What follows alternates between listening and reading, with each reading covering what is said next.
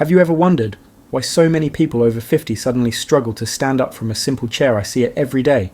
Strong, capable adults who once hiked, danced, or chased their kids now gripping the armrest just to rise. It's not just aging, it's the slow, silent loss of strength that steals independence long before we expect it. I've spent decades as a physician watching this moment change lives. That hesitation, that small tremor before standing is more than weakness, it's the first whisper of losing freedom. But here's what most people never realise: you don't need heavy weights, expensive equipment, or painful workouts to stop it. The secret lies in something far simpler and far more powerful: stillness. Isometric exercises, where you hold your body steady instead of moving fast, can rebuild the deep muscle fibres that time quietly shuts down. I've seen men and women in their 60s regain balance, climb stairs, and walk with confidence again, all by practicing these 6 movements I'm about to show you. They're short, safe, and proven by science to restore the strength that keeps you independent. So take a breath, find a quiet space, and let's begin strengthening your freedom, one steady hold at a time. I've spent decades watching people chase motion, running, jumping, pushing, lifting, believing movement alone is the secret to staying young. But here's the truth. No one tells you real strength isn't built when you move, it's built when you hold. When you stay perfectly still, your muscles fight against gravity in silence. They quiver, they burn, they adapt. That's where change begins. Most people over 50 think slowing down means weakness. In reality, it's the perfect moment to rebuild smarter. When you hold a position, blood flow momentarily slows, then surges back with oxygen and nutrients the instant you release. This rebound circulation feeds your muscle fibers like fresh rain, soaking dry roots. Studies from the American College of Sports Medicine show that consistent isometric holds improve leg endurance by more than 30% in adults over 60 within just 8 weeks. I've seen it firsthand: men who couldn't climb a single flight of stairs now walking strong after learning how to hold their own weight the right way.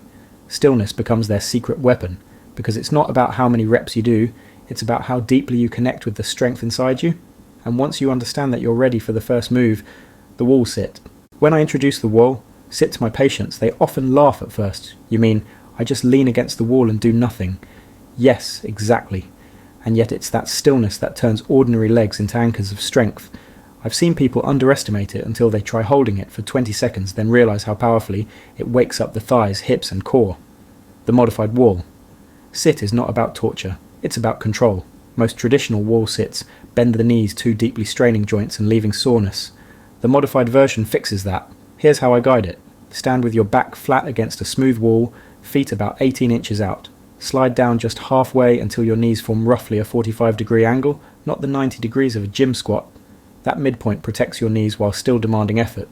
Press your lower back gently into the wall and tighten your core as if someone's about to tap your stomach. Breathe slowly, in through your nose for 4 counts, hold for 2, exhale through your mouth for 6. This rhythm feeds oxygen into tired muscles and calms the nervous system at the same time. As you hold, imagine you're grounding yourself like a tree, pressing its roots into the earth. Feel the burn rise. That's not pain, it's energy returning to fibers that have been asleep for years. According to a study from the Journal of Aging and Physical Activity, adults over 60 who practice modified wall cites 3 times a week improved leg endurance by 35% and balance stability by 28% in just 2 months. That's the power of stillness done right. It's training that doesn't punish your body. It teaches it to respond. Every second you hold your body learns discipline again, and there's something deeply psychological about it. In that quiet tension, you face yourself, your patience, your willpower, your ability to stay calm when muscles shake. I've had patients tell me that learning to breathe through that burn changed how they handled stress in everyday life. That's why I call this move the power wall. It's not just about muscle, it's about mindset. Hold steady for 20 seconds at first. Once it feels comfortable, increase to 45, then 90. Always prioritize form over time. One perfect 30-second hold beats a minute of sloppy effort. You'll know it's working when standing up feels easier, when climbing stairs no longer triggers hesitation. But don't rush to celebrate yet, this is only the foundation. The next exercise addresses the skill that quietly decides whether you remain independent as you age balance. Because strength without stability is like a car with horsepower but no steering. You need both to stay in control. Every fall I've treated started the same way, with a moment of lost balance that no one saw coming. 1 second you're fine. The next, the floor rushes up faster than you can react. For people over 50, that split second can mean months of recovery or the end of independence altogether. That's why balance training isn't optional, it's survival. The single leg stand looks simple, but it's one of the most powerful longevity tools I teach. You don't need fancy equipment, just a few feet of floor space and your focus. I always start by asking patients to stand near a wall or sturdy chair for safety. Lift one foot an inch or two off the ground, keep a slight bend in the standing knee and let your toes relax. Don't lock your joints, your body needs freedom to adjust. The magic lies in those micro adjustments. Every tiny wobble sends signals through your muscles, tendons and nerves, teaching them to communicate better. It's like rebooting the internal GPS of your body, what scientists call the proprioceptive system. When you practice this hold, you're not just strengthening muscles, you're sharpening communication between your brain and body. A study from the National Institutes of Health found that older adults who performed single leg balance training for 6 weeks reduced their fall risk by 45%. I've seen that same transformation in real life. A patient of mine, 72, used to grab furniture every time he walked through his living room. After 2 months of balance training, he was gardening again, without fear. That's not luck. That's neuroplasticity, the brain's ability to rewire itself through repetition. Each second you stand, even while shaking your nervous system, learns. When I hold the pose myself, I focus on my breath, slow, steady, rhythmic. Inhale through the nose, exhale through the mouth, eyes fixed straight ahead. Looking down actually confuses your balance. The floor isn't moving, but your mind thinks it might. Focus forward as if you're looking toward the horizon. If you start to wobble, don't panic. That shake is proof you're improving. Those small corrections, invisible to most, are what build the deep stabilizers around your ankles, knees and hips. They're the quiet heroes that keep you upright when life throws uneven ground your way. Start by holding each leg for 15 seconds. Gradually build up to 30. Once that becomes second nature, try closing your eyes for 5 seconds at the end of each hold. Without visual input, your proprioceptive system works harder, strengthening even more. And here's something fascinating. Balance improves more efficiently later in the day than in the morning, when your nervous system is fully awake. So if the morning feels tough, don't get discouraged. Try again in the afternoon. You'll notice the difference. Each time you complete this exercise, you're buying yourself more time to move freely, to travel, to live without fear of falling. But balance alone isn't enough. Strong legs and sharp reflexes mean little if your body's largest muscle group, the glutes, remains asleep. Weak glutes lead to poor posture, back pain, and that slow shuffle so many associate with old age. In the next part, we'll wake them up for good. I've often said that the bridge hold is where most people rediscover their strength. It's deceptively simple, yet it rebuilds one of the most critical power centers of your body, the glutes. These muscles are the engines behind every step you take, every time you stand up, climb stairs or lift yourself from a chair. But years of sitting switch them off, like lights in an empty room. When that happens, your back, knees, and even your hips take on work they were never designed to handle. That's why so many people over 50 complain of chronic stiffness or back pain. The good news is this: once you wake those muscles up, your body remembers what strength feels like. Here's how I guide my patients.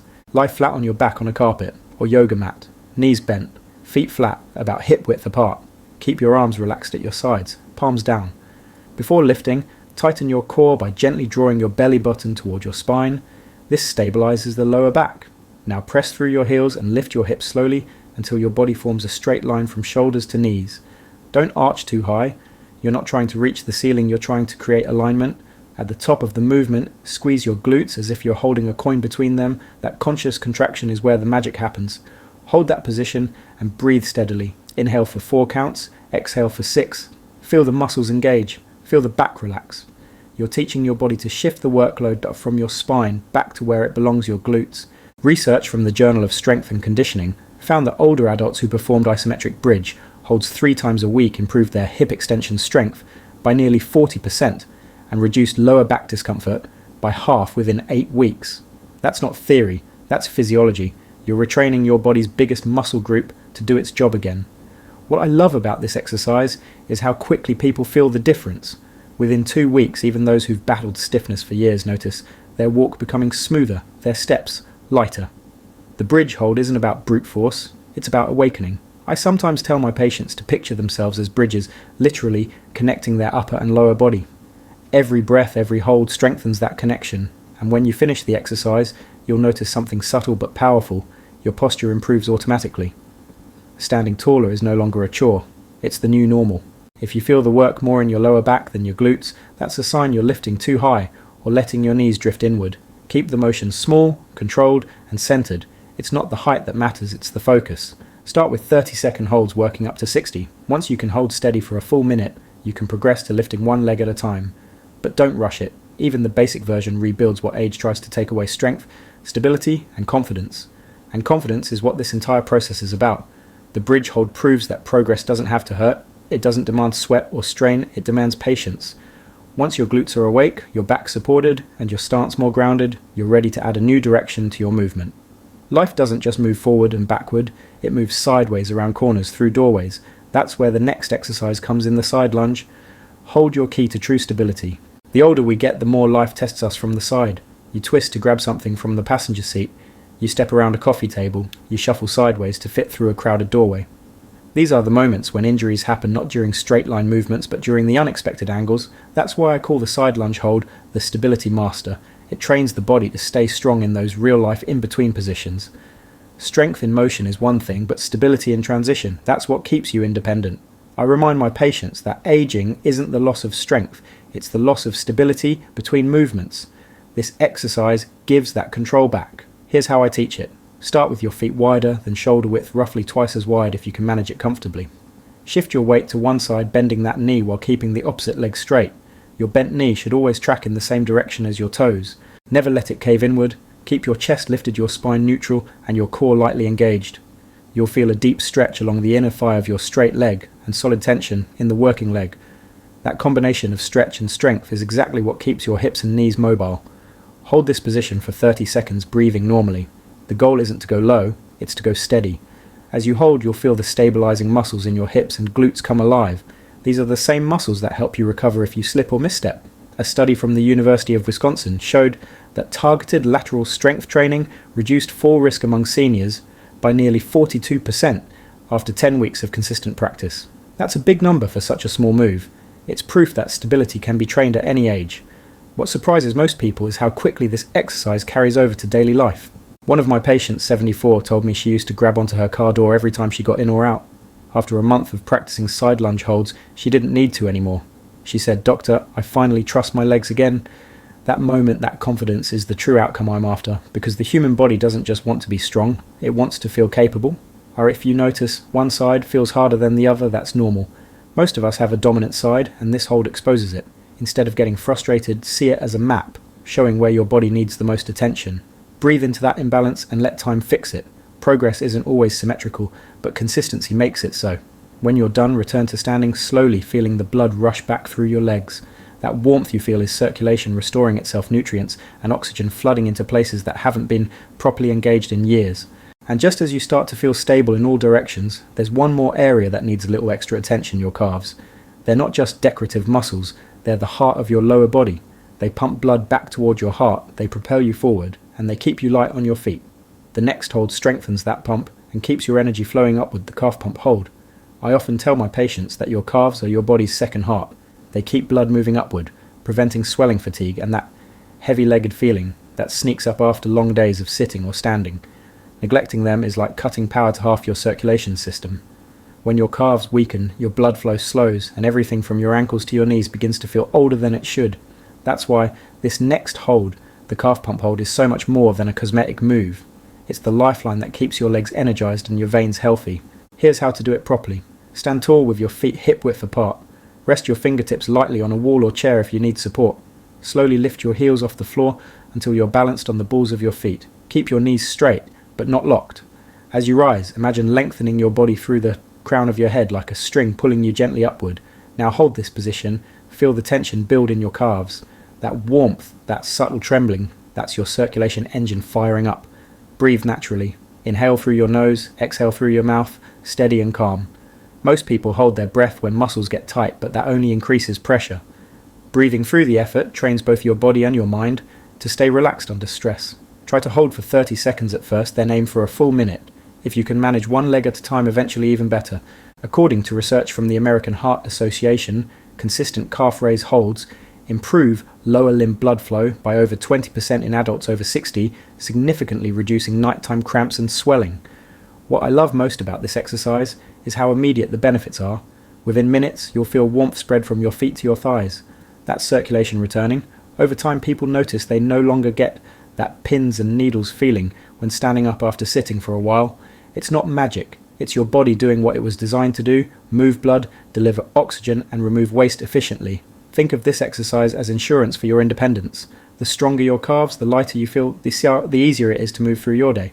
One of my patients once joked that after a few weeks of doing these, she could finally reach the top shelf at the grocery store without wobbling. Little victories like that matter. They're reminders that small, consistent effort rewires the body far more effectively than big bursts of willpower. When you finish your hold, lower your heels slowly. Don't drop them. Control the descent. That slow release doubles the benefit, improving both strength and elasticity in the tendons. Then shake out your legs, smile, and feel the subtle pulse of life returning. Because the energy that starts in your calves doesn't stop there. It travels upward, fueling everything above it. And that brings us to the final hold, the one that ties your entire body together, the core connector. It's where stability meets strength and movement meets control. If the earlier exercises built your foundation, this final one holds it all together. I call it the core connector because it teaches your body how to move as one complete system, upper, lower, left, right, all unified by a strong and steady center. Without that connection, even the strongest legs wobble and the straightest posture collapses over time. Your core isn't just a set of abs. It's the deep internal brace that protects your spine, powers your balance, and keeps every movement controlled. As a doctor, I've treated countless patients who thought they had weak legs when in reality their problem started in the middle. Strength doesn't flow from the ground, up or the head down, it radiates outward from your core. To perform this hold, lie on your back, on a mat, or firm carpet. Lift your legs so your knees are bent at 90 degrees, as if you're sitting in an invisible chair. Raise your arms straight toward the ceiling, palms facing each other.